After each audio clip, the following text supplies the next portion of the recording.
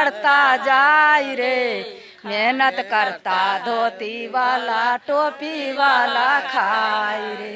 मर मर का जो मेहनत करता उसका पेट कभी नहीं भरता, मेहनत करता साड़ी वाला फुल पैंट वाला खाए रे। परेशानी यही होता है, हम लोग तो गरीब मजदूर हैं, हम लोग को पैसा नहीं मिलने पर तो मुताज हो जाते हैं खाने पर, और काम भी करते हैं लेकिन पैसा भी नहीं मिलता है।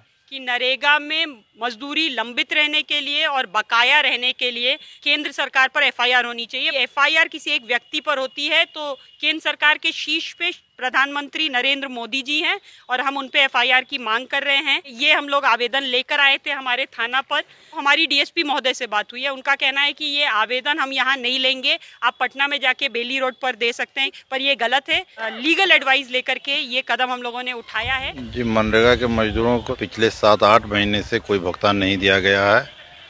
पूछने पर प्रोग्राम ऑफिस को तो ये पता चल रहा है कि आवंटन ही नहीं आ रहा है, या उसका जो वेबसाइट है उसका कहना है कि वो खुल ही नहीं रहा है।